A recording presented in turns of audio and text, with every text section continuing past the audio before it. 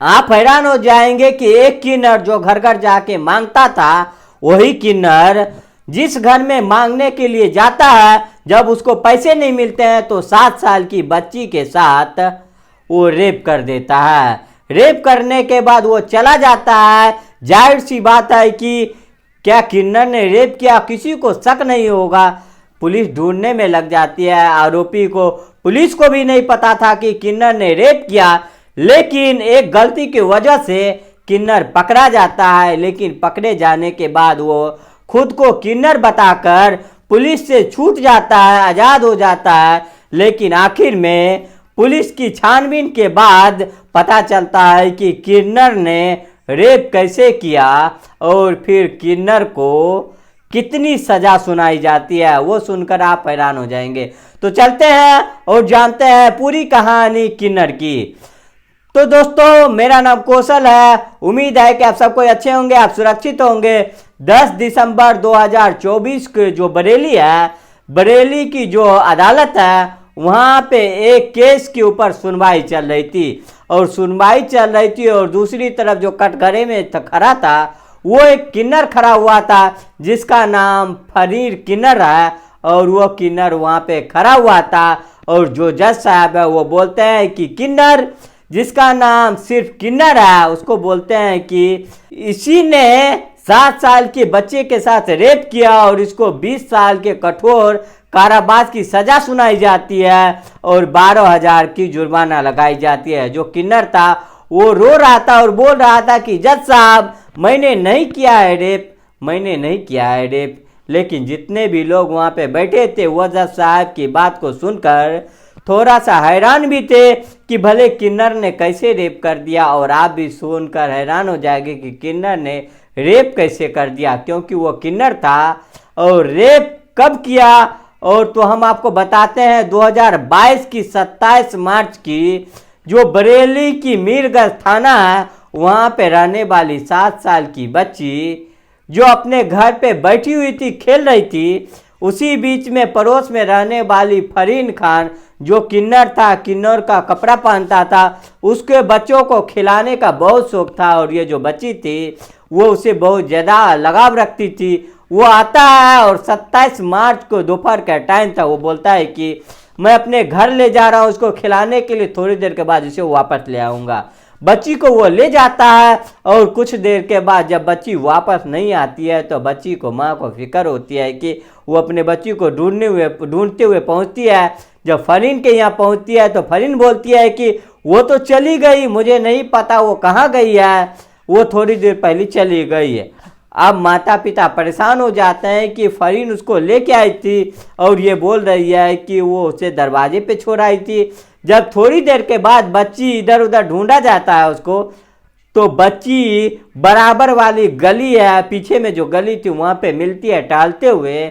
उसकी हालत बेहद खराब हो चुकी थी क्योंकि उसके प्राइवेट पार्ट से बेहद ज़्यादा खून बह रहा था। माता पिता बच्ची को उठाती हैं और देखते हैं उसका प्राइवेट पार्ट लहू लुहान। फौरन ही रेफर किया जाता है अस्पताल में और उसकी हालत गंभीर देखते हुए पुलिस आनन फानन में आरोपी को ढूंढने में लग जाती है कि भले बच्ची के साथ किसने ऐसा किया।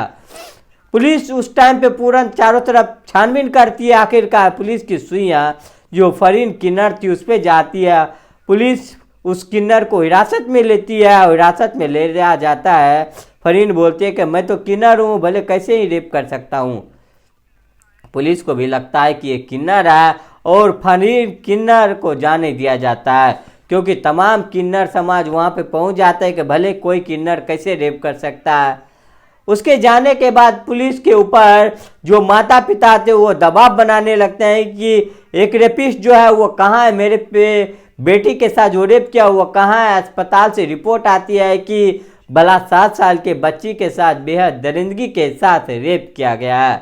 अब इतना पता चलने के बाद जब पुलिस के ऊपर दबाव बनता है, पुलिस छानबीन करती है कि हर एक एंगल से पता करती है, तो पता चलता है कि पास की दुकान पे जो थोड़ी दूरी पे एक दुकान है, जिस दिन बच्ची गायब हुई थी उस दिन फरीन किन्नर उस बच्ची को लेके आया हुआ था और वहाँ पे चॉकलेट वगैरह बच्ची को दिलाया था।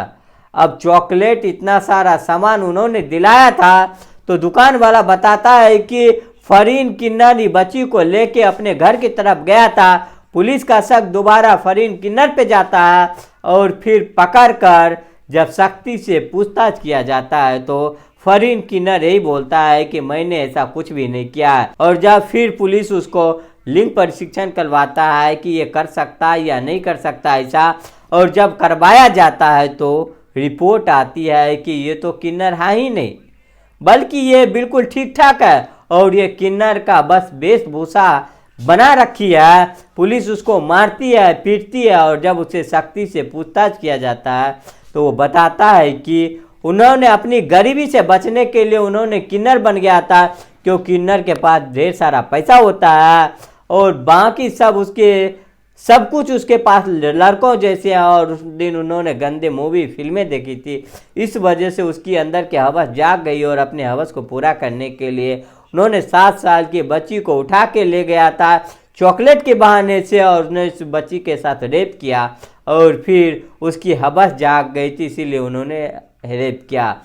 पुलिस उसको उठा के जेल भेज देती है और फिर उसके ऊपर बराबर केस चल रहा था, सुनवाई चल रही थी, और अब जाकर बरेली के कोर्ट ने वहां पे इसको 20 साल की सजा सुनाई गई। जब पुलिस के सामने इन्होंने अपना जुल्म कबूल कर लिया, उसके बाद ये बराबर यही बोल रही थी कि मैं किन्नर हूँ, मैंने रेप नहीं किया।